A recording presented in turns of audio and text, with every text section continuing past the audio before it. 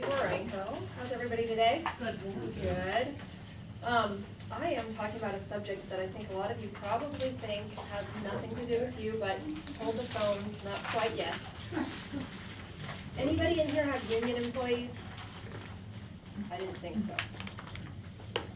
Not only across the United States, but especially in New Mexico, you are in the majority. We have a total of 49,000 union employees in the state of New Mexico currently.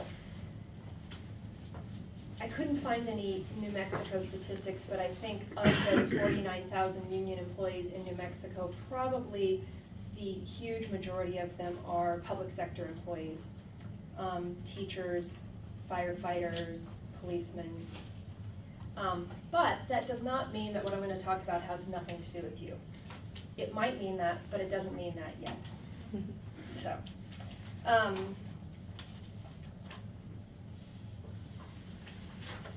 labor relations, union law, there are four primary sources that we are going to look to for changes. One is executive orders.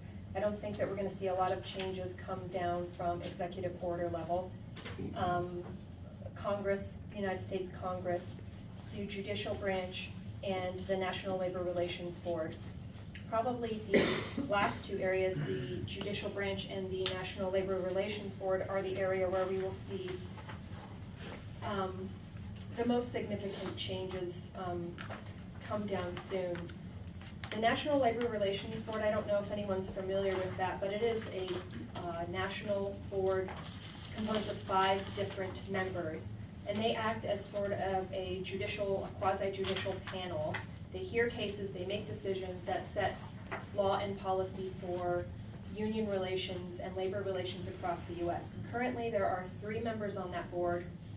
1 is a Republican, 2 are Democrats. So there are 2 vacancies that will be filled by Republican appointees, and so we'll have a flip-flop, which happens from time to time, of course, but we can expect that some of the decisions that have been made by the National Labor Relations Board will be overturned.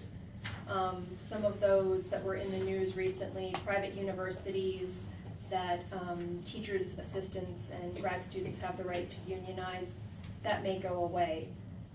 But important to keep in mind, because it's a quasi-judicial board and they act like judges, first we have to have a case, then the case has to percolate up to that level, then it has to be heard, and then they have to make a decision. So any of these changes that I'm talking about that the National Labor Relations Board might make are going to take a while, and so there are some important things that the National Labor Relations Board might overturn that have to do with all of you non-union people in this room. But it's probably going to be a couple of years. So the one thing I'm going to talk about that is probably going to be overturned is has to do with concerted activity. If you have employees that work for you that choose to get together and talk about labor conditions, talk about wages, even as a non-union employer, you have certain responsibilities to those employees. Employees have certain rights to strike, even in non-union situations. They have rights to talk about and complain about and lobby for better wages. If you run into these types of situations, you need to be aware that those employees do have rights, and probably too complicated to go into, but you should come talk to one of us. Maybe not me, because I will admit I am not a labor relations expert. But that is really the area where you will probably see, you'll probably want to be aware of the changes that may be coming down.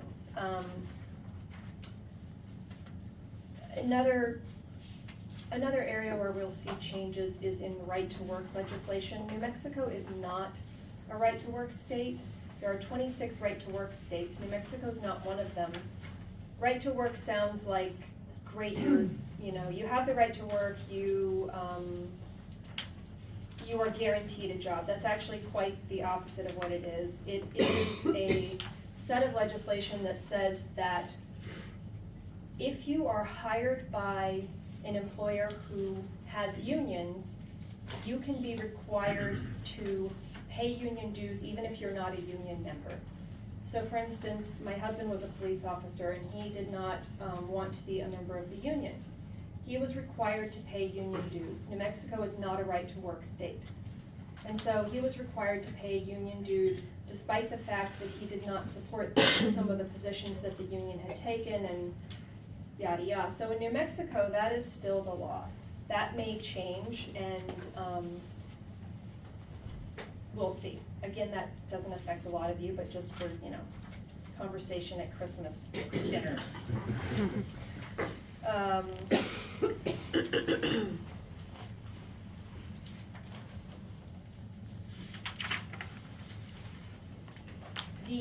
Brian touched on it briefly, but there is a movement called the $15 an hour, what is it, Fight for 15 movement.